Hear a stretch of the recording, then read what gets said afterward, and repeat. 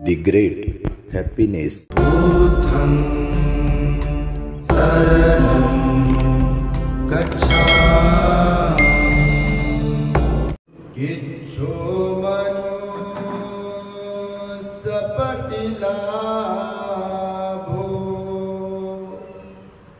किच्छं मज्जान जीवितं किच्छं सद्धम्मश्रवणं किच्छो बुद्धानं उपादो।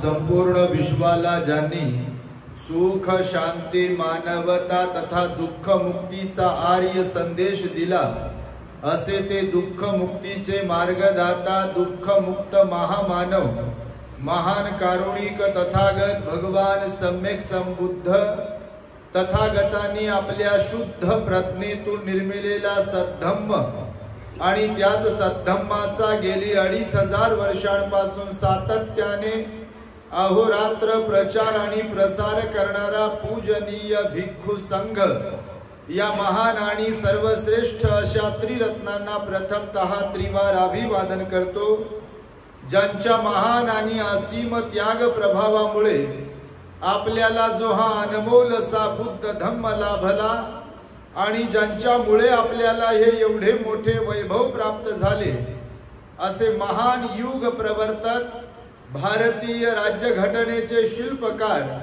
परमपूज्य बोधिसत्व डॉक्टर बाबासाहेब आंबेडकर या महामानवाच्या महान अशा धम्मक्रांतीमध्ये संपूर्ण जीवनाला समर्पित करून आज या प्रसंगी आपल्या पुणे शहरातील निगडी परिसरातील त्रिवेणी नगर येथील सिद्धार्थ बुद्ध विहारामध्ये श्रद्धावंत धम्म उपासिका उषाई शांताराम बाबा उपरवट यांचे कालकथित सुपुत्र गौरव शांताराम उपरवट या दादाच्या 4थ्या स्मृती दिनाचे औचित्य साधून आज पूज्य भिक्षू संघास भोजन परिष्कार चिवर आदी दान देऊन परित्राण धम्मदेसनेचे आयोजन करण्यात आलेले आहे।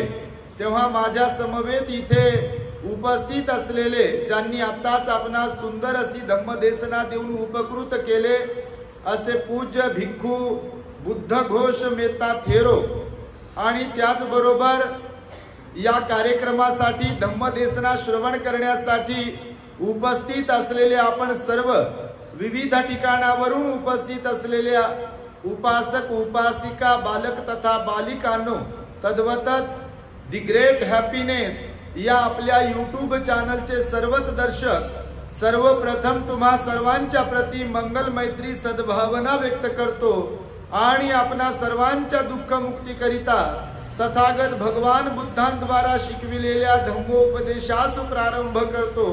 आपण सर्वांनी शांत एकाग्र आणि श्रद्धायुक्त चित्ताद्वारे या अनमोल बुद्धवाणीला आपल्या हित सुखाकरिता श्रवण करावे ग्रहण करावे।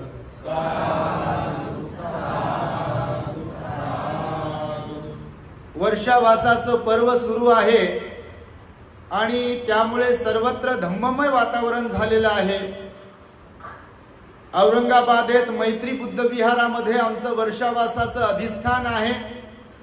येणाऱ्या 7 ऑक्टोबर म्हणजे पुढल्या महिन्यामध्ये आमचं अधिष्ठान संपेल आणि त्यानंतर कठीण चिवरदानाचा कार्यक्रम रविवार 19 ऑक्टोबर 2025 रोजी महामानव बोधिसत्व डॉक्टर बाबासाहेब आंबेडकरांनी निर्माण केलेल्या औरंगाबाद येथील नागसेन वनातील मिलिंद महाविद्यालयामध्ये ठेवलेला आहे। तेव्हा सर्वप्रथम बाबा तुम्हाला मूळ पत्रिका देतो। तर त्या कार्यक्रमाचा तिकडे समारोप होईल। पूजनीय बुद्ध घोष मेहता थेरो भंतेजी इथे उपस्थित आहेत। पुण्यामध्ये बेडशे लेणीच्या पायथ्याशी जमीन विकत घेऊन अत्यंत सुंदर प्रकारे ते धम्माचं कार्य करीत आहेत। असंख्य भिक्खू अनेक ठिकाणी खेडोपाड्यामध्ये तालुक्याच्या ठिकाणी शहराच्या ठिकाणी धम्माचं कार्य करतायत। ही निश्चितच बुद्ध शासनाच्या वृद्धीसाठी जमेची बाजू आहे. बुद्ध शासन जिवंत राहिलं पाहिजे. बुद्ध शासन मनुष्यांसह सर्व सत्वांना सुख शांतीचा मार्ग देते, अर्थातच निर्वाणाच्या मार्गाला प्रकाशित करीत असते. आणि त्यामुळे म्हणून इथे आज आम्हाला खरं तर छोटाच प्रोग्राम होता, असा काही मोठा प्रोग्राम नव्हता, घरगुतीच होता. पण घाबरत आई बाबा म्हणाले की भंतेजी आपण येणार आहात आणि तारीख आमची आपण स्वीकारली आहे, तर इतरांनाही लाभ व्हावा म्हणून विहारात धम्मदेसना ठेवली तर चालेल काय? मी म्हणालो बाबा ठेवा, कारण लय लोकांचा आग्रह, विनंती, निमंत्रण, आमंत्रण काय फोनवर फोन मेसेज विचारूच नका किती असतील तर. कारण पुण्यामध्ये फार श्रद्धावंत लोक असतात, कारण तुमच्या शहराचं नावच पुणे आहे आणि ते पुण्याला धरूनच पुणे आहे. आणि त्यामुळे इथे आजूबाजूला तुमच्या जवळच लेण्या आहेत जिथे अर्हत भिक्खूंचं वास्तव्य होतं. आणि त्यामुळे की काय तुम्ही पुण्यात राहणारी उपासक उपासिका तुमची श्रद्धा खूप वाढत आहे, आम्हाला ती निदर्शनास येते. म्हणून लोकांचा आग्रह असतो. महाराष्ट्रातील बहुसंख्य लोक रोज फोन नाही लागला तर मेसेज, किंवा आमचा फोन नाही लागला तर आता हे आमचा डब्बा तर बंदच करत असतो आम्ही अधूनमधून, आणि कायमचा बंद करू. नंतर मग सातदिवस साहेबांचा नंबर व्हायरल केला तर त्यांना फोन किंवा भंतेजी तारीख मिळेल का वगैरे म्हणतात लोक. पण आता भंतेजी आमचे म्हणाले त्याप्रमाणे एक व्यक्ती कुठे कुठे जाईल आणि कसं जाईल आणि काय होईल, त्यामुळे आमचं आता तर शेड्यूल बघा डिसेंबर पर्यंत पूर्ण पॅक आहे, पूर्ण कार्यक्रम ठरलेले आहेत. पण आता मी पाटील सरांना आणि आता घरी चर्चा करताना म्हणालो की नवीन वर्षामध्ये जर शक्य झालं जानेवारीमध्ये किंवा फेब्रुवारीमध्ये वगैरे तर पुण्यासाठी 10-15 दिवस काढेल.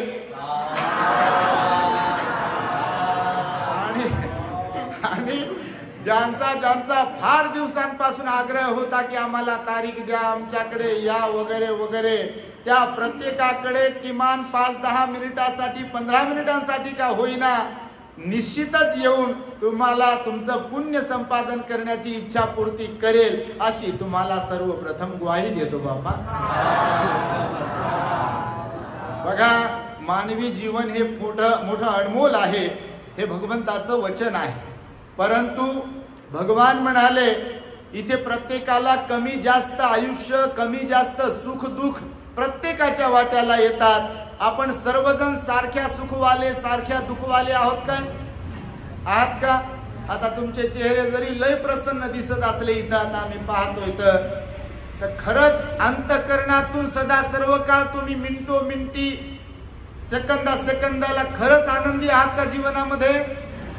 वरवर करणे आपण हो जरी म्हणालो तरी ऍक्च्युअल मध्ये काही सदा सर्व काळ इथे कोणी सुखी नाही आहे. बरं, सदा सर्व काळ सुखी पण नाही आणि सदा सर्व काळ दुःखी पण नाही. कारण आता रडणारे उद्या हसू शकतात, आता हसणारे उद्या रडू शकतात. आता एकदम 12 वाजलेले नाराज बसलेले उद्या एकदम याची 12 घड्याळाचा ते काय म्हणतात बॅटरी टाकली की सन वा वा वा वा असं करतात. म्हणजे ह्या सगळ्या गोष्टी ज्या आहेत कर्मविपाकाने वर्तमानातील कर्म, भूतकाळातील कर्म, या दोन्ही कर्मावरती आपली वर्तमानातील जीवनाची गाडी चालत असते. म्हणून आपले मोड चेंज होत असतात. जसे मोबाईलचे मोड चेंज होतात ना, तसे आपले पण मोड चेंज होत असतात. एकाच मोड मध्ये न राहण्याला कर्मच जबाबदार असतात आणि त्यामुळे मृत्यूला देखील कर्मच जबाबदार असतात. मग ते वर्तमान जीवनातील कर्म असतील किंवा भूतकाळातील कर्म असतील, ते मात्र निश्चित सर्वसामान्य लोक सांगू शकत नाही.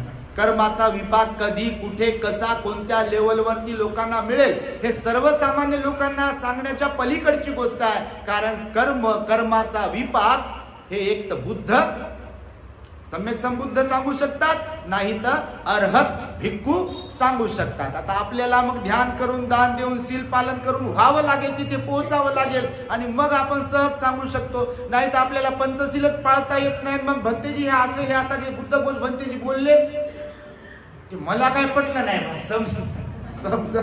समजा तुमच्यातून कोणी उभं राहिलं तर आता इथं भगवान बुद्धाला कुठून आणावं?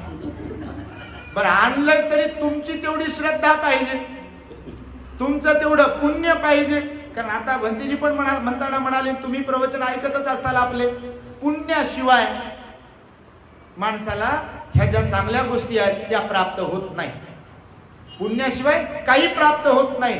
तत्सम गुणधर्म, तत्सम कर्म हे अट्रॅक्ट होते म्हणाले भगवान बुद्ध, आणि त्यानुसार आपल्याला त्याचा विपाक भोगायला मिळतो. आता मघाशी मी जी गाथा म्हणालो, मी अधिक बोलणार नाही, मला घाई आहे बापा, जायचंय निघून. तर आता जी गाथा म्हणालो धम्मपदाची, किच्छो मनुसपटी लाभ, हे पाली भाषेतलं बुद्धाचं वचन आहे, भगवंताचं वचन आहे, भगवंताच्या मुखातून निघालेलं वचन आहे. भगवान म्हणाले 4 गोष्टी या जगतामध्ये, सृष्टीमध्ये, ब्रह्मांडामध्ये 4 गोष्टी सर्वात कठीण आहे. काय म्हणाले भगवान? किती गोष्टी?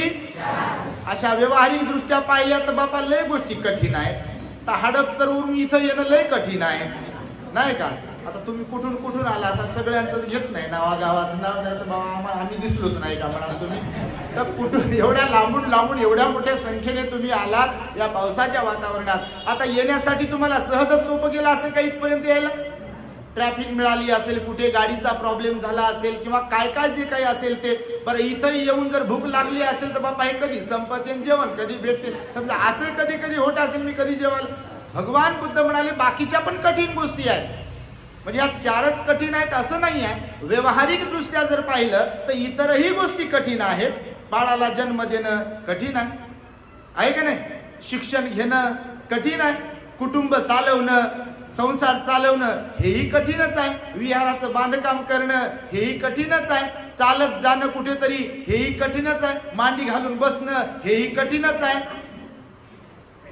झोपू स्वतःला न देणं हेही कठीणच आहे का नाही? होच म्हणा बाबा, नाही काय म्हणा. तर भगवान म्हणाले हे झालं व्यावहारिक दृष्ट्या कठीण वाटणं, पण हे कठीण नाही आहे. 4 गोष्टी कठीण आहे प्रत्येकासाठी, आणि त्यापैकी पहिली गोष्ट सांगितली भगवान बुद्धानं की जो मनुष्य पटिलाभो. पटिलाभ म्हणजे प्रतिलाभ होणं, उत्पन्न होणं, जन्माला येणं. काय म्हणून? मनुष्य म्हणून जन्मग्रहण करणं, करायला भेटणं हे सर्वात कठीण गोष्ट आहे 4 कठीण गोष्टींपैकी. कारण बाकीच्या सगळ्या योनीमध्ये उत्पन्न होता येते. 31 योनी शिकवल्या तुम्ही आपल्या द ग्रेट हॅपीनेस वरती. आता मिलिंद प्रश्न जर ऐकत असाल, ऐकता का? कोण कोण ऐकता? हात वर करा बरं. बाबा बाबा खपून ऐकते याचा अर्थ. तर बघा रोज कंटिन्युअसली धम्मदेशना होतात आणि तुम्हाला घर बसल्या तुमच्या मोबाईल मध्ये, टीव्ही मध्ये ऐकायला मिळाव्यात याची सुविधा आपण उपलब्ध करून दिली. कारण लाईव्ह धम्मदेशना असतात. एक प्रकरण विस्ताराने आम्ही सांगण्याचा प्रयत्न करीत आहोत आमच्या अल्पबुद्धीद्वारे, आणि त्यामुळे त्याच्यामध्ये सांगितलं बघा जिक्र आलेला आहे त्याच्यामध्ये 31 योनीचा. आणि भगवंत म्हणाले सर्वोत्तम योनी जर कोणती असेल तर ती म्हणजे मनुष्याची. कारण मनुष्याच्या योनीमध्ये आल्यावर काय घडते तर भगवान बुद्ध म्हणाले पहिली गोष्ट तर निर्वाणाचा मार्ग तुम्हाला ऐकायला येऊ शकतो. हे जसं सब्बदानं धम्मदानं जिनाती. काय म्हणाले? सब्बदानं धम्मदानं जिनाती. जिनाती म्हणजे जिंकणे. सर्व दानांना जिंकणारं दान कोणतं? धम्मदान. आणि धम्मदान कोणतं? तर हे जी बुद्धाची वाणी शिकवल्या जात आहे, तुम्हाला सांगितल्या जात आहे, याला धम्मदान म्हणतात. ते बाकीचं देताना कधी धम्मदान आलन पार्टी आभारी आहे म्हणू नये कधी. आणि पॉकेटवरही लिहिताना कोण्या भंतीजीला दान देत असाल तुम्ही तर त्याच्यावर लिहू नका असं धम्मदान. कारण भंतीजीनं दिलंय धम्मदान, त्या पॉकेटमध्ये थोडी धम्मदान असते.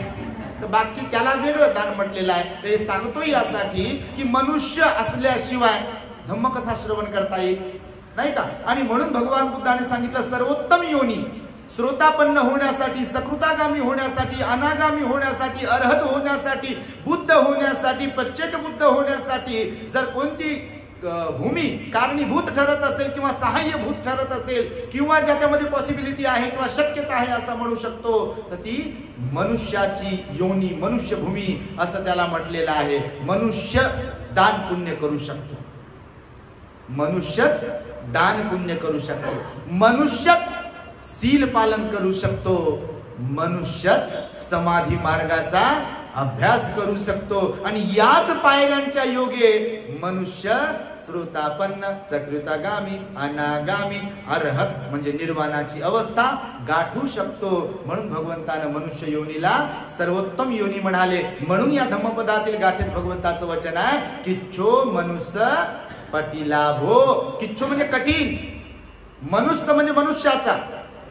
समजतं, पाली भाषा आहे ते शिकावं लागते, धम्माचा अभ्यास करावा लागते तर समजते धम्म, नाही तर धम्माचा अभ्यास नसेल तर धम्म काही समजत नाही बघा. म्हणून मनुष्य जन्म प्राप्त करणं गोष्ट फार कठीण आहे एक. त्यानंतर भगवान काय म्हणाले, किच्छं मच्चान जीवितं. किच्छं मच्चान जीवितं. किच्छं म्हणजे कठीण, मच्चानं म्हणजे मरणाराचे. किच्छं मच्चानं जीवितं. जीवितं म्हणजे जिवंत राहणे. जर कुणाला मरण येणार असेल, समजा माझीच गोष्ट करतो बापा, तुम्हाला कसं घेऊ, कारण मरण हा शब्द लोकांना वाटते बा आपण जर वापरला खरंच मरतो का काय, पण ऍक्च्युअल मध्ये आपण म्हणू तेव्हा मरत नाही कोणी. जेव्हा कर्मविपाकाने एक तर भूतकाळातील कर्म किंवा वर्तमानातील कर्म जेव्हा मरण्यासाठी सहाय्यक ठरणारा कर्म उभारून येईल तेव्हाच मरतो आपण. आणि तेव्हा पैसा कितीही जरी लावत असलो, आपण लावू शकत असेल हॉस्पिटलमध्ये, डॉक्टरांना देऊ शकत असेल, किंवा आपण कितीही धनवान असेल, माता पिता असतील, आपले नातेवाईक फार मोठे असतील, आपण प्रसिद्ध असेल, आपण सत्ताधारी असेल, किंवा अजून काहीही जरी आपल्याकडे असेल, तर मृत्यूला यापैकी काहीही थांबवू शकत नाही. थांबवू शकत?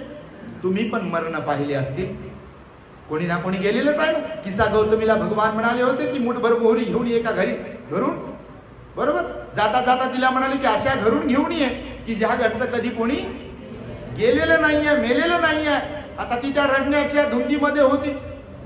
एकुलता एक मुलगा अनेक दिवसानंतर झाला होता आणि बागेतील फूल तोडण्याचा निमित्त झाला. सर्पदंश झाला, त्याला साप चावला आणि तो मृत्युमुखी पडला. आणि लोकांनी सांगितलं की भगवंताकडे जाते, जिवंत करतील, म्हणून ती भगवंताकडे गेली असता भगवान बुद्ध म्हणाले मुठभर मोहरी घेऊन ये. कारण भगवंताकडे शिकवण्याचं सांगण्याचं एक कौशल्य होतं.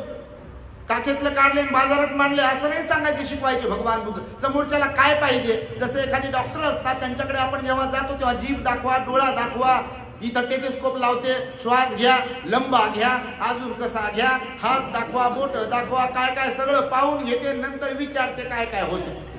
हे एक विचित्रच वाटते कधी कधी डॉक्टरकडे, सगळं विचारून घेते आपल्याला पण नंतर म्हणते मग अच्छा असं आहे का. परंतु त्यांचे ते ट्रेनिंग असते, त्यांचं ते प्रशिक्षण असते, तशा प्रकारचं लक्षण ओळखण्याचं प्रशिक्षण असते. आणि त्याच्यावरून मग ताप कोणता किंवा जो कुठला आजार आहे, त्याची स्टेप कुठली, स्टेज कुठली हे ओळखतात. आणि मग इंजेक्शन कुठलं द्यायचं, टॅबलेट्स गोळ्या कुठल्या द्यायच्या, किती वेळासाठी द्यायच्या, किती दिवसांसाठी द्यायच्या, हे डॉक्टर ठरवतात. असं नाही म्हणत अच्छा तुम्ही आजारी आहे का, फार ओळखीच्या माझ्या, या इकडे ह्या इंजेक्शन आणि ह्या गोळ्या एकदाच घ्या, जेवण करो न करो काही हरकत नाही, उद्या पहा काय होते. काय पहा उद्या, काय होईल उद्या, अशा मनानच कारभारपणा केल्या. मग जसे डॉक्टर चेक करतात, तपासतात आणि तपासूनच मग गोळ्या औषधी किंवा ट्रीटमेंट करतात, अगदी भगवानही तसेच होते. समोरच्यांचा कर्मविपाक जाणणारे भगवान बुद्ध होते. परचित्त ज्ञानी भगवानच असतात फक्त. जसं आपलं चित्त आपण म्हणतो की मला सर्व समजते, ऍक्च्युअल मध्ये काही ढेकळं समजत नसते आपल्याला. आपण म्हणतो हुशारकी मारण्यासाठी कधी कधी, तुम्ही नाही बाबा, तुम्ही नाही चांगले, कोणाकोणाची गोष्ट चालली. लोक बोलताना काही शहाणपण शिकवताना, भांडणं करताना वगैरे म्हणतात मला माहित आहे म्हणतात सगळं काही. हकीकत मध्ये माहीत त्यांनाच होते जे अर्हत झाले. कोणाला माहित होते, जे अर्हत झाले, बुद्ध झाले, त्यांनाच माहित होते. आणि त्यामुळे कर्माचा विपाक जाणणारे भगवान बुद्ध असतात. म्हणून बुद्धच ओळखू शकतात प्रत्येकाला ऍज इट इज, जशास तसं. आपण सर्वसामान्य लोक कोणीही कोणालाही ओळखू शकत नाही, आपल्याला स्वतःलाच ओळखत नाही, दुसऱ्याची काय गोष्ट. आणि त्यामुळे भगवंताने हे दुसरं वचन सांगितलं आहे की किच्छं मच्चान जीवितं, म्हणजे मरणारा, मच्चान म्हणजे मरणाऱ्यांचं, मरणाऱ्याचे जिवंत राहणे कठीण आहे म्हणाले भगवान. आणि खरंच कठीण आहे की नाही, तुम्हाला त्याचा अनुभव येत असेल बघा. त्या किसा गौतमीला म्हणाले मोहरी घेऊन ये, ती गेली, घेऊन आली, परंतु जाताना तिला सांगितलं की अशा घरून घेऊन ये की ज्या घरचं कधी कोणी मेलेलं नाही. ती जाते दारादारावरती आणि विचारते की मुठभर मोहरी देता का? आता लोक सहज देतात, भगवान बुद्ध माझ्या बाळाला जिवंत करणार आहेत, मुठभर मोहरी देता का? प्रत्येक घरून हो देतो आणि लोक देऊ करतात, परंतु ती विचारत असते. भगवंत जाता जाता तिला म्हणतात की अशा घरून घेऊन यायचं की ज्या घरचं कोणी मेलेलं नाही आहे. आणि ती विचारते तुमच्या घरचं कधी कोणी गेलं नाही? अहो असं कसं म्हणता? माझी आजी गेली, माझ्या आजा गेला, वडील गेले, आई गेली, बहीण गेली, भाऊ गेली, सून गेली, सासरा गेला, नवरा गेला, बायको गेली, मुलगा गेला, मुलगी गेली. आजही तुमच्यापैकी सुद्धा इथे फक्त हॉलचाच विचार करू, तुमच्यापैकी प्रत्येकाला जर उठवलं आणि विचारलं की बा तुमच्या घरी कोणी गेलेलं आहे की नाही, तर कोणाकडून तरी उत्तर येईल का कोणीच गेलेलं नाही? कोणाची? प्रत्येकाची आई, वडील, भाऊ, बहीण, आजी, आजोबा, मुलगा, मुलगी, सून, नातू, कोणी ना कोणी गेलेला आहे. कारण हे नैसर्गिक गोष्ट आहे, कर्मविपाकाने ठरलेली, की प्रत्येक जण मृत्यूस कारणीभूत ठरतो. म्हणून भगवान बुद्ध म्हणाले की जेव्हा कधी ज्याला कुणाला मृत्यू येणार असेल तर त्या मृत्यूला कोणीही थांबवू शकत नाही. आपले भगवान 80 वर्षाचं शरीर होतं भगवंताचं. किती किती? भगवंताच्या काळामध्ये 120-150 वर्षाचं आयुर्मान होत. आता कमी झालं, आता 60 ची सरासरी आहे. आणि काल एक जण म्हणे 40 वर्षाच्या पोराला म्हणे भंतेजी आमच्या अटॅक आला म्हणे. अगोदर 50-55 झाल्यावर वेल मांडवाला गेले म्हणून टेन्शन वाढायचं आणि म्हणून अटॅक यायचा. शरीरामध्ये बदल होतो त्याच्यामुळे मग अटॅक यायचा, मानसिकतेमध्ये बदल होतो, प्रेशर वाढते, हायपर टेन्शन, बीपी वगैरे सगळं त्याच्यामुळे पण अटॅक येते. पण आजकाल बघा अटॅक येणाऱ्याच्या वयांचं पण प्रमाण कमी झालेलं आहे. म्हणजे कमी वयाच्या लेकरांना ही अटॅक येतो आजकाल. तर हे सांगतो यासाठी की जेव्हा मृत्यू येतो तेव्हा मृत्यूला कोणी थांबू शकत नाही. हे भगवंताचं वचन आहे. म्हणून मरणाऱ्याचं जिवंत राहणं भगवान म्हणाले कठीण आहे. 2 गोष्टी समजल्या. तिसरी गोष्ट सांगितली भगवंतानं, किच्छो सद्धम्म सवनं, किच्छो सद्धम्म सवनं. आता हे तुम्हाला ऐकायला पण वेगळं वाटेल, पण ऍक्च्युअल मध्ये हे बुद्धाचं वचन आहे की सद्धम्माचं श्रवण करायला मिळणं हेही कठीण आहे म्हणाले भगवान. वाटते तुम्हाला सोपं आहे? ह्याच्यावर तुम्ही विचार करा, बिलकुल सोपं नाही. आता भंतेजी बोलता बोलता म्हणाले, आता तुम्हाला कोणाला काय, तुमच्या काय कुळाला, नातेवाईकाला कोणाला आपण काय ओळखत नाही बा, पण एका घरातले जरी असतील तर स्वभाव वेगवेगळा आहे का नाही? आहे की नाही? कोणी धार्मिक आणि कोणी अधार्मिक आहे की नाही? कोणी श्रद्धावान आणि कोणी अश्रद्धावान आहे की नाही एकाच घरात? कोणी दानी आणि कोणी कंजूस आहे की नाही एकाच घरात? कोणी सुस्वभावी आणि कोणी कुस्वभावी आहे की नाही एकाच घरात? आहे का नाही? होच म्हणा बाबा, नाही काय म्हणाल. याला कारण काय माहितीये तुम्हाला? याला पण कारण कर्मच आहेत बघा. काही उपजत लहान लेकरं सुद्धा, ज्याला तुम्ही म्हणता ना लेकरांना समजा काहीच समजत नाही बा, हे लेकरू आहे, तुम्ही त्याला जर ऑब्झर्व करत असाल, एखाद्या लेकरांचं तुम्ही निरीक्षण करत असाल, तर लेकरांमध्ये सुद्धा गुण अवगुण तुम्हाला पाहायला मिळते. कोणाला काही देऊ केलं की घेत नाही, आणि काही काही खिशात हात घालून आणि इकडं तिकडं सारं घर म्हणते द्या म्हणते मला. खाऊ हातात दिला तर काही लेकरं म्हणतात म्हणजे देतात परत, आणि काही काही बिलकुल टेंभाच टाहोच फोडतात बघा. बरोबर? काही काही एकदम शांत, आणि काही काही सारं गाव नगर डोक्यावर घेते. असं आहे का नाही? हा, होच म्हणा, नाही काय म्हणाल. दांडगा अनुभव तुम्हाला, संसारिक लोक आहात तुम्ही, तर ह्याला सुद्धा कर्म जबाबदार आहेत. आणि म्हणून भगवान बुद्ध म्हणाले धम्मदेशना जी असते, बुद्धाचं वचन, हे प्रत्येकालाच ऐकण्याची इच्छा होत नाही बघा. तुम्ही सगळीकडे, आता हे सिद्धार्थ बुद्ध विहार ऍक्टिव्ह आहे, भरपूर लोक इथे येतात, ग्रंथ वाचन होते, लोक प्रवचन ऐकतात, वंदना घेतात वगैरे. पण सगळ्या पुण्यातले, तर एक नाव फक्त घेतो पुण्याचं, महाराष्ट्राचा आणि भारताचा विचार केल्यावर तर लय गोष्ट वेगळीच आहे. जेवढे विहार, समाज मंदिर स्वकष्टाने बांधले किंवा कोणी बांधून दिले, त्याच्यात फार लोक जातात असं म्हणता का तुम्ही इतरांच्या तुलनेमध्ये?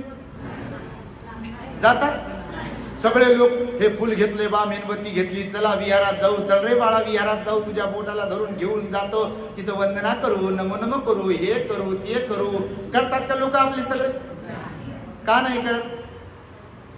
आणि इकडं तिकडं पहा बरं तुम्ही काय चालतंय. चालते काय बरोबर. ती आपल्यासाठी भले ही अंधश्रद्धा आहे, पण त्यांच्यासाठी ती श्रद्धा आहे ना.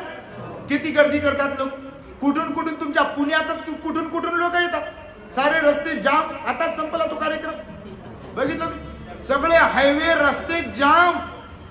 पायी चालत येतात लोक कुठून कुठून आपली श्रद्धा व्यक्त करण्यासाठी.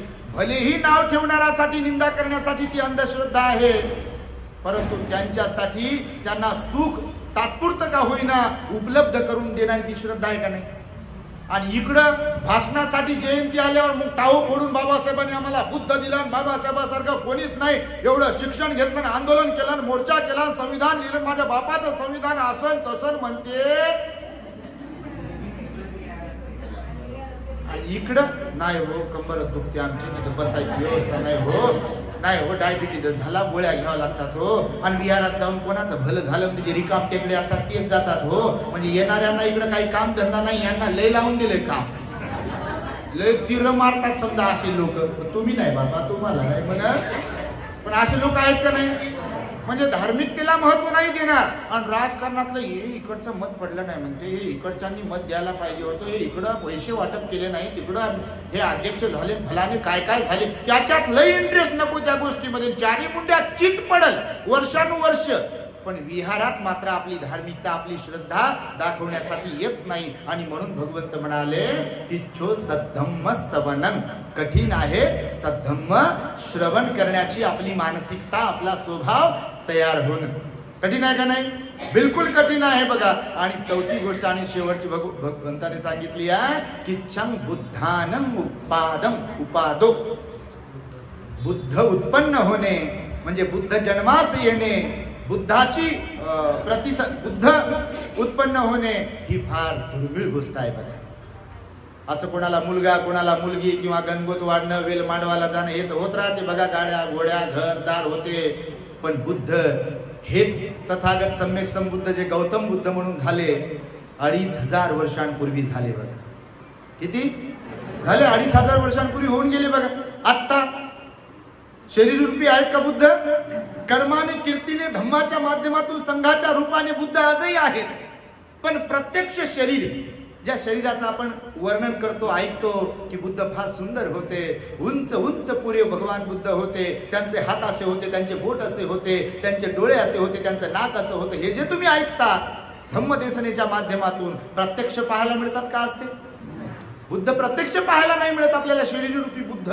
पण त्यांचा धम्म, त्यांचा संघ, त्यांचं तत्वज्ञान, त्यांची कीर्ती मात्र आज प्रत्येकाकडे आहे. आणि ती 2500 वर्षानंतर देखील प्रेरणा देते दुःखमुक्तीची, देते की नाही? कारण रडवणाऱ्यांना हसवते बुद्ध बघा, दुःखी असणाऱ्यांना सुखी बनवते. हे सर्वात मोठं उदाहरण माझ्या समोर बसलेलं.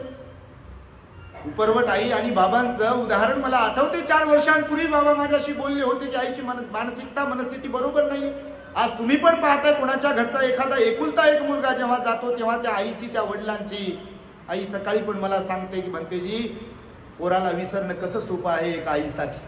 आणि खरंच कसं सोपं आहे. पण भगवान बुद्धांनी विशाखेला सांगितलं रडत बसण्यातही काही अर्थ नाही. माहिती तुम्हाला? व्यवहारिक दृष्ट्या आम्ही पाहतो लोकांकडे, समाजामध्ये आम्ही पण लहानाचे मोठे होतो आहे, वावरतो आहे. काही अज्ञानी लोक, त्यांना वाटते लोकांना रडतच बसा.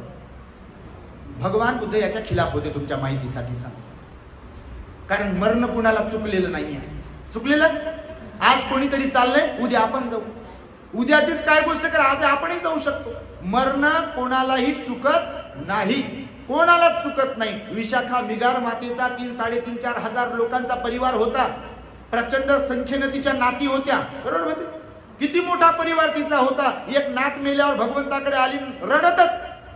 7 वर्षांची स्वतः असताना पासून भगवंताकडे येत होती, उपवासाचं पालन करत होती. मोठी झाली, आजी झाली, नातवंडांची झाली. आणि एक नात मेली म्हणून एका दिवशी सकाळी भगवंताकडे आली, मोठमोठ्यानं रडत होती. तिला आठवण येत होती तिची नात खूप सुंदर होती. विशाखाच फार सुंदर होती. विशाखा मिगार माता तुम्ही वर्णन ऐकत असाल तर तिची नातही प्रचंड सुंदर होती. आणि ती नात गेली. नाती भरपूर होत्या.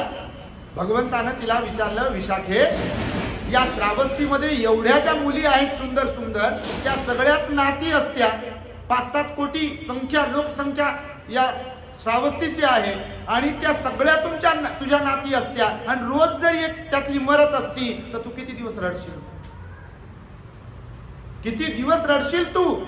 पटाचार विशाखाला समजावून सांगितलं आणि रडण्यात अर्थ नाही म्हणाले. तुला जर त्या गेलेल्या व्यक्तीसाठी काही मी करू शकतो असं वाटत असेल तर त्या व्यक्तीच्या नावे तुम्ही पुण्यच करू शकता, त्याच्या व्यतिरिक्त काहीच नाही. उलट रडल्यामुळे त्यांना काही फायदा होत नाही, त्यांचं नुकसानच होते. हे भगवंताचं वचन आहे. तुम्हाला 2, 3, 4, 5 कितीतरी उदाहरणं आपल्या चॅनलवरती तुम्हाला मिळतील बघा. पटाचार्याच्या बाबतीतही असंच घडलं. तिला म्हणले का तू काय भिकुणी कशाला झाली आणि तू एवढी स्माइल ठेवते, हास्य ठेवते चेहऱ्यावर आणि पटते का तुला, शोभते का तुला? तुझे 2 मुलं मेले, एक मुलगा पक्षी घेऊन गेला, एक मुलगा पाण्यात वाहून गेला, तुझे आई वडील भाऊ घर अंगावर पडलं पावसामुळे, त्याच्यामुळे मेले तुझ्या समोर, तुझा नवरा साप चावून तुझ्या समोर तोंडातून फेस येऊन गेला आणि तू भिकुणी बनली, शोभते का तुला? असं म्हणाले का भगवान तिला? म्हणाले का? म्हणून अज्ञानवश कुणालाही हा अज्ञानपणाचा सल्ला देऊ नये आणि कोणाकडून अपेक्षा करू नये. हे तुम्हाला मुद्दाम म्हणून सांगतो मी सगळ्यांना की रडतच बसावं. भगवंताचा धम्म रडतच बसवणारा नाही आहे. भगवान म्हणाले वेळ पुढे पुढे जाते, वेळ बदलते, मरण प्रत्येकाच्या वाट्याला आहे, सुखही प्रत्येकाच्या वाट्याला आहे, दुःखही प्रत्येकाच्या वाट्याला आहे, मनाच्या विरुद्ध होणंही प्रत्येकाच्या वाट्याला आहे आणि मनासारखं होणंही प्रत्येकाच्या वाट्याला आहे. आणि म्हणून तुम्ही फक्त एकाच मोडमध्ये राहिलं नाही पाहिजे. एकाच मोडमध्ये जे राहतात त्यांच्या डोक्यावर परिणाम होते म्हणाले भगवान बुद्ध. पण एकच मोड कोणता? तो धम्माचा असेल तर चांगला, तो कुशल मोड आहे. मनस्थिती 3 प्रकारची सांगितली, तुम्ही ऐकत असाल तर. कुशल, अकुशल आणि अव्याकृत. मनाचे पण मोड किती शिकवले भगवंताने? 3 मोड आहेत. कुशल मोड, अकुशल मोड आणि अव्याकृत मोड आहे. अव्याकृत मोड जो असतो तो अर्हत पद प्राप्त झाल्यावरचा असतो. आणि कुशल अकुशल मोड कसा? जसं तुमचा आता मोड घरी तयार झाला, अरे भंतीजी येणार, अरे चला धम्मदेशनाला जाऊ, निगडीला, त्रिवेणी नगरला, सिद्धार्थ बुद्ध विहार, भंतीजी येणार का, चला आपण गेलो पाहिजे. हा कुशल मोड. नाही तर माहित आहे होऊन काय जायचं घरीच ऐकू आपण, हा झाला अकुशल मोड. किंवा घरी ऐकू नाही, काय भंतीजीला काम नाही ना आपल्याला, तर बोलवलं ना, केला का तुम्हाला फोन? हा जो समजा इथे कोणी राहणार असेल जवळपास, बाबा मला माहित नाही, मी कुणाला ओळखत नाही, तुम्हाला केला का उपरोड साहेबांनी फोन? नाही, कशाला जायचं? हा झाला अकुशल मोड. समजलं तुम्हाला? समजलं की नाही? होच म्हणत राहा, समजते. तर म्हणून भगवान बुद्धाने सांगितलं बघा की दुःखातच राहा असं भगवंताचं वचन नाही आहे. त्याच्यातून तुम्ही मार्ग काढला पाहिजे. धम्म हा एक मार्ग आहे. मी आईकडे बाबांकडे पाहतो, परोट आई बाबांकडे, एकुलता एक मुलगा गेला, प्रचंड दुःखी आणि कसली होत्या आणि होणारच कोणाचाही मुलगा जातो तेव्हा. परंतु जेव्हा धम्म देसना कानावरती पडल्या, बुद्धाची वाणी जेव्हा कानावरती पडली आणि मागचंही पुण्य असेलच 100%, मी आता म्हणालो तुम्हाला की मागच्या पुण्याशिवाय काही प्राप्त होत नाही बिलकुल, आणि होतच नाही, पुण्यच लागतं यासाठी. उगीच बाबासाहेब इथं आले जन्माला एकटेच आणि एवढं शिकले आणि एवढं शिकून झाल्यानंतर मग बुद्धाचा धम्म दिला. आज का शिकलेले नाही लोक म्हणतात? नाही का? कोणाचं MA झालं असं कोणीच नाही, नाही कोणीच, बिलकुल. राजकारणातलं समजणार नाही असं कोणीच नाही, नोकरीला नाही असं कोणीच नाही. पण हर किसी के अंदर बाबा साहब है क्या? जैसे बाबा साहब थे वैसी ही मानसिकता, वैसा ही स्वभाव उनके समाज में जन्मे हुए हर किसी का है. वाटते तसं प्रत्येकाला की माझे मुलं गेले 2-4, हरकत नाही हो, चला बाबासाहेबांनी काम केलं आपण पण काम करू. माझी बायको गेली, काही हरकत नाही, चलो आपण काम करू समाजासाठी, बाबासाहेबांनी काम केलं, असं प्रत्येकाला वाटते का? का नाही वाटत माहिती? याला कर्म जबाबदार असतात आपले. ज्यांचे जसे कर्म असतात तसा त्यांना स्वभाव प्राप्त होत असतो. आणि आईला मी तेव्हा धीर देताना म्हणालो होतो की उद्या परिस्थिती बदलेल, काळ वेळ बदलेल आणि कारुण्याच्या जन्माने जणू काही गौरव जन्माला आला असं त्यांना मी म्हणालो होतो. आणि आता मोड चेंज झाला. कोणाचे असो, कारण आजीचं, आजोबाचं, परिवाराचं बाळ घरात आल्यावर एक आनंद निर्माण होतो, कारण तुम्ही कौटुंबिक जीवन जगणारे आहात, लोकीय जीवनामध्ये तुम्ही जीवन जगत आहात. आणि त्यामुळे बघा तो एक मोड होता आणि हा एक मोड होता. धम्म माणसाचा आनंद द्विगुणित करतो. बघा काय करतो? आनंद द्विगुणित करतो. फक्त आपली श्रद्धा वाढवावी लागते आपल्याला. आपलं पुण्य असावं लागते आणि वर्तमान जीवनात आपली श्रद्धा वाढवावी लागते. त्यासाठी वारंवार धम्मदेसना श्रवण करावी लागते, वारंवार विहारात जावं लागते, वारंवार पंचशील पालन करावं लागते. 8 दिवसातून 1 दिवस का होईना अष्टशिलाचं पालन करावं लागते. वारंवार पुन्हा पुन्हा दान पुण्य करावं लागते, शील पालन करून ध्यानही करावं लागते. तेव्हा कधी आपल्या जीवनात जी आली घडी ती आपल्याला बदलवता येते. म्हणून ह्या 4 गोष्टी प्रत्येकाने स्मरणात ठेवल्या पाहिजे की भगवंताने ज्या 4 गोष्टी कठीण सांगितलेल्या आहेत बघा. आणि त्यामुळे मरण खरं तर 2 प्रकारचं आहे, काळ मृत्यू आणि अकाळ मृत्यू. ह्याच्यावर मी डिटेल्स नंतर बोलेल, तुम्हाला आज बोलणार नाही, पण सांगतो की मृत्यूचे पण 2 प्रकार सांगितले. किती? 2 प्रकार. एक काळ मृत्यू असतो, दुसरा अकाळ मृत्यू असतो. उदाहरण देताना सांगितलं की जसं फळ आहे झाडाचं, झाडाला फळ पाहत, झाडाचं फळ बघा, काही फळ झाडालाच पाडाला येऊन म्हणजे पिकून नंतर खाली पडतात आणि काही फळं कच्चीच असतात, पण एक तर कीड लागते, एक दुसरी गोष्ट वातावरणाचा बदल होतो, आभाळ भरून येणं वगैरे, आणि मग मध्येच हवा जर सुटली, वादळ जर सुटलं तर त्यामुळे ही फळं पडू शकतात. किंवा काही फळं झाडाला नासतात, बघितलं का तुम्ही? त्याला वानरानं खाल्लं, खारीनं खाल्लं किंवा अजून कोणीतरी खाल्लं तर खाल्ल्यावर त्याच्यामध्ये काहीतरी विषाणू वगैरे जातात आणि मग ते नासते आणि नासून पण मग खाली पडतात. तर सगळेच फळं पाडाला येऊन पिकूनच पडतात का? तर तसंच काळ आणि अकाळ मृत्यू आहे. दोन्ही प्रकारचा मृत्यू, त्यातून कोणताही मृत्यू आपल्या वाट्याला येऊ शकते. आणि त्यामुळे भगवान म्हणाले की एक तर देऊन जावं लागते, नाही तर सोडून जावं लागते. कोणी असो, मी तुम्ही, आम्ही तर बापा देऊन चाललो सोडून हे चाललो. आता हे द ग्रेट हॅपीनेस इथंच राहील ना चॅनल युट्यूबवर. कोणी चर्चा केली करुणा मध्ये होते, हो कुठे होते, कसे होते, जा सर्च करा युट्यूब द ग्रेट हॅपीनेस. अच्छा असे होते का?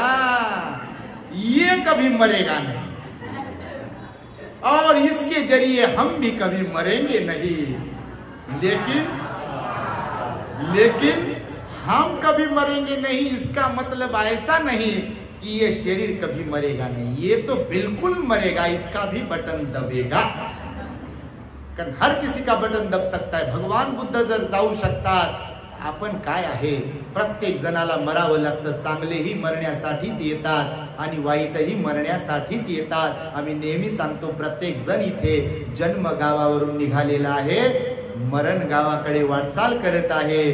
कोणाचा स्टॉप कधी कुठे येईल, तो स्टॉप कसा असेल हे अनिश्चित आहे, परंतु प्रत्येक जण मरण गावला चाललेला आहे. आणि त्यामुळे गौरव दादा आपल्यातून निघून गेला, त्याला 4 वर्ष पूर्ण झाले. आणि त्यामुळे प्रत्येक वर्षी भिक्खू संघाला बोलावून अत्यंत श्रद्धेने चिवर परिष्कार भोजनाचं दान उपरवट आई बाबांकडून दिल्या जाते. तेव्हा निश्चितपणे हे महान पुण्य आहे. बुद्ध शासनाच्या वृद्धीसाठी देखील, आपल्या स्वतःच्या पण निर्वाण प्राप्तीसाठी देखील आणि गौरव दादाच्या सुगतीसाठी देखील हे पुण्य कर्म सहाय्यक बनो. अशा प्रकारची मंगल आणि उदात्त कामना वेळेच्या अभावी मी इथे व्यक्त करतो. आणि जाता जाता तुम्हाला सूचना करतो, आपलं the great happiness YouTube channel आहे. यावर्षी हेतू पुरस्सर मिलिंद प्रश्न या धम्मग्रंथावरती आम्ही विस्ताराने धम्मदेशना देण्याचा प्रयत्न करीत आहोत. तुमच्या ज्ञानामध्ये भर पडावी, तुम्हाला बुद्धाचा धम्म कळावा, तुमचंही दुःख कमी व्हावं यासाठी म्हणून दररोज सायंकाळी 5:30 वाजता लाईव्ह धम्मदेशना होते. स्टेटसला लिंक असते, नसली तरी कुठल्या तरी आपल्या द ग्रेट हॅपीनेसच्या ग्रुपमधून तुम्हाला लिंक मिळत राहील. तर प्रवचन आवर्जून ऐकत राहा. दुःख प्रत्येकाला आहे, संकट प्रत्येकाला आहे, आजार प्रत्येकाला आहे आणि त्याच्यावर सोल्युशन म्हणून बुद्धाचा धम्म आहे हे आपण लक्षात ठेवलं पाहिजे. आणि म्हणून तुम्ही प्रवचन ऐकत राहण्यासाठी आपल्या द ग्रेट हॅपीनेसला फॉलो करा, सबस्क्राईब करा, प्रवचन शेअर करत जा. आणि पुनश्च एकदा जाता जाता बापा तुम्ही विसरू नको जायला, म्हणून मूळ पत्रिका देऊन जातो. आम्ही तुमच्याकडे तेव्हाच येत राहू जेव्हा तुम्ही आमच्याकडे 19 ऑक्टोबरला याल. तुम्हाला बांधून ठेवतो, कारण आम्ही महाथेरो होणार आहे. 20वा वर्षावास आहे बघा. आणि एका भिक्खूसाठी ही फार मोठी गोष्ट असते. तुमच्या माहितीसाठी सांगतो, एखाद्या भिक्खूसाठी उपसंपन्न होऊन महाथेरो झाल्याशिवाय न मरणं ही फार मोठी गोष्ट आहे. तुम्हाला ह्यातलं काही जास्त माहीत नसल्या कारणाने तुम्हाला समजणार नाही, पण ही फार गोष्ट मोठी आहे आमच्यासाठी. म्हणून बाबासाहेबांच्या महाविद्यालयाच्या प्रांगणामध्ये कार्यक्रम व्हावा, कारण त्या महाविद्यालयामुळे आम्ही औरंगाबादला गेलो आणि मिलिंद प्रश्न नावाचा ग्रंथ आहे त्यामुळेच यावर्षी वाचतो आहे. आणि म्हणून तुम्हाला मूळ पत्रिका 19 ऑक्टोबर 2025 ची देऊन माझ्या शब्दांना पूर्ण विराम देतो. भवतो सब मंगलम रक्षन्तु सब देवता सब बुद्धानुभावेन सदा सुखी भवन्तु ते. भवतु सब मंगलम रक्षन्तु सब देवता सब धम्मानुभावेन सदा सुखी भवन्तु ते. भवतु सब मंगलम रक्षन्तु सब देवता सब संघानुभावेन सदा सुखी भवन्तु ते.